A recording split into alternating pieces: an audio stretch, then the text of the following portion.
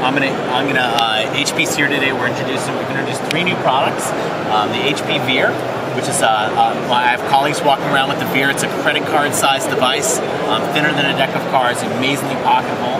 I definitely encourage you to check it out. It's a really fun device. The second device is the Pre 3. Pre 3 is the best of both worlds.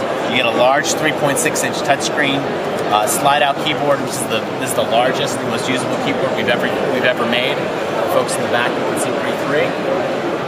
Okay, it's a world-class business device, but also a real modern phone. You get a modern-day browser, modern-day web experience, and modern-day multimedia experience as well.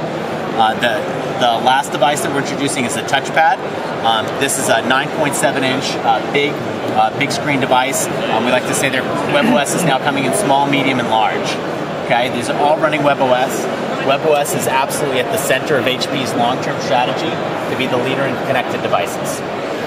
Okay, so let me introduce TouchPad. TouchPad's, like we said, it's a 9.7-inch screen. This is the big canvas for WebOS to really stretch its legs. I'm actually just curious, who's familiar with WebOS? Are folks familiar with WebOS? I got a couple nods, a few blank stares. All right, we'll just go through some of the. You're going to see some of the key elements of WebOS that make it very unique in the marketplace from a touchpad form factor perspective, and really deliver some significant user value. The first thing you'll notice is this concept of cards. Okay, with cards we create a visual workspace, right? Think about your desk in your office. You've got room to see everything out in front of you, and that's very important for the way people work. We create that with TouchPad. Each application gets its own card. So let's say I'm here in a web browser, that gets its own card. I hit the center button, I'm back into card view. My Photos application has its own card, and even we're going to see an email. And when I'm done with an application, I simply flick it off to the top to throw it away. Just very natural gestures, very easy to switch between one application and the next. And it's even fun. When I throw a card away, my kids still come up to me today, 2 years after we've introduced WebOS, my kids will still come up to me, jump up and down and say, "Daddy, can I flick?" Okay, they love doing the flick. All right, so let's see how this really pays off in email. This concept of cards. We're all familiar how this form factor is great for multimedia. It's great for web. What we haven't seen to date is a great email experience on the device. And let's take a look at what we've done. We've completely revamped our email client to fit the larger screen, take advantage of the large screen. On the far left, you have your inboxes. That shows I have my corporate email, my work email.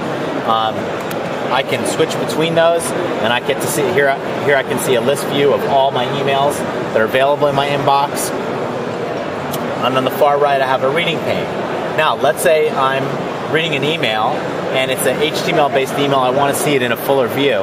I simply tap the reading pane, and I can see now a full, rich HTML email right on my device. I can focus on that. If I want to go back to scanning my inbox, I can very easily scan through my inbox, read my emails. It's a very flexible and powerful email client that lets me focus where I want.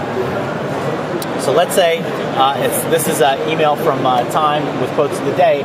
I open up the quote. I click the link. That's going to open up a new web page. Okay, and this web page is given its own card. Right now, let's say I like the quote of the day, and I'm going to forward it on to a colleague. I simply click the forward button. That is also given its own card. Okay, so think about the way you work. The way, if you're like me, I've got like 7, 8 emails open at any given time. I've got like 12 web pages open. I'm moving back between a web page, an email, my inbox. We're constantly interrupted. That's just the way we work. That's today's world. WebOS allows you to do that. It's really unparalleled. In the industry. So I can go from the email I'm writing. I can easily refer back to my web page, get some information from the web page, back to my email. I can go back to my inbox. A new email comes in. I can read it, and then back to my email to keep writing. Okay, and that's the power of cards and email. Cards also allow you to organize your workspace.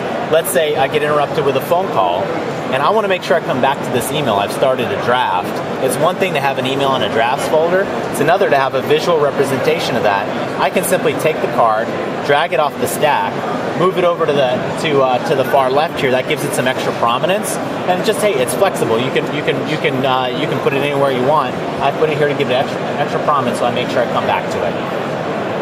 Okay, so that's the power of cards.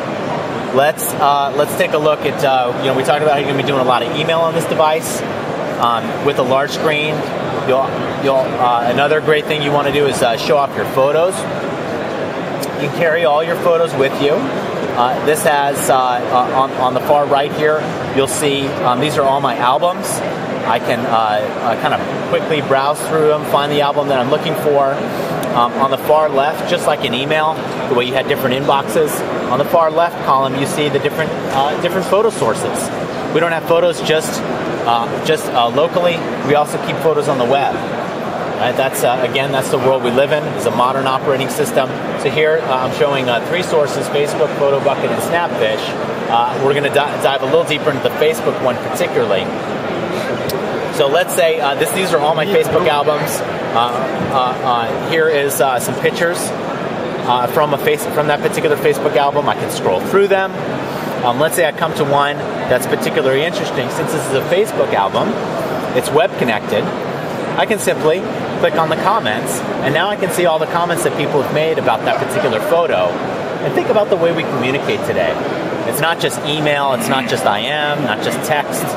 We communicate around photos, right? It's a social communication. We'll post a photo, and we let our friends see it, and we have a dialogue around that. It's a very rich way to communicate, and TouchPad allows you to do that. I can simply click on the comments section here, type away at a comment, and I'm having a conversation with friends. Okay? You may have also noticed there's a print icon here. Obviously, HP knows a little bit about printing, right? We simply by pressing the print button, we can print to literally tens of millions of printers of virtually any HP web internet-connected printer that's been made over the past 5 years. Again, just tens of millions of these things out in the field. Okay, so remember we were talking about email. We all get email flows in all the time. We get all types of notifications. Another powerful feature of WebOS is the way we handle those notifications. Okay, if emails are coming in, I'm not getting big takeovers of my screen. If I have a calendar event, it's not demanding my attention. We have what's called unobtrusive notifications. So I can simply drop down the notification bar at the top of the screen, no matter what application I'm in. I can see my notifications. And now check this out. This is pretty cool. I can actually triage within the application. It says I have 2 emails. That's not just telling me numerically, hey, you have 2 emails. I can actually drag, and there's another email under there. So I can triage my emails. If I swipe all the way to the right, that email notification is dismissed, and I have my next email. Now this is just a demo. We've got 2 emails in here, but I mean, you guys know how it is, right? You might have, in the course of 10 minutes, you might have 10, 15 emails. You can do kind of a quick triage right here in the application. I'm not even going back to my email. If I see one that's particularly important, I simply touch on the notification, and it's takes me right to that email, and I can read it. When you slide that there, does it flag it as red?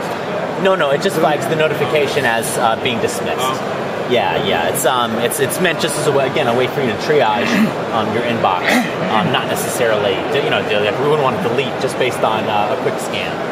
Okay. All right. So I'm going to go back into card view here. We talked about photos. What else do I want to show you guys? Touch to share. Everyone wants to see the touch to share magic. All right, let's do that. All right, so here, let's suppose a scenario. Actually, before I even jump into the scenario, right? Let's just think about for a second all the devices that we have today. Over the past 3-4 years, we've kind of seen a device explosion, right? We're carrying MP3 players and cameras and pads and phones and laptops, right? We have just tons of devices. Unfortunately, they tend to be pretty siloed, and they don't talk well together. Okay, and HP wants to change that. All the products that we're introducing today have what's called touchstone technology in them. They all have our second generation touchstone technology, which not only allows you to wirelessly charge the device, on our touchtone docks, but they also allow data transfer. Okay, so the data communication, I'll show you an example of that. So suppose a scenario: I'm at home.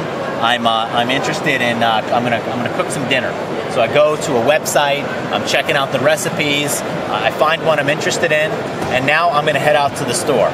Right? I'm gonna head out to the store. That touchpad's great on the couch. Maybe not the device I want to take with me to the store, but I'm always gonna take my phone with me. So I simply touch the two devices together. You see the ripple that went across the screen. Okay, we're having a little problem with getting the internet connected on this device. You can see it's attempting to go to a web page. Apologize for the Wi-Fi. The browser is then loaded with that page. So this is an example of how the devices can communicate with each other. And it's basically allowing the device in the left hand to know what the device in the right hand is doing, simply by touching the two of them together. Is it by direction? Yes, it is. So I could have a web page on my phone, touch it to my touchpad, and that page will be brought up on the touchpad. Now, it works with web pages only, or can you also transfer pictures? It's a great question. So today we are demonstrating a web page being shared. The touchtone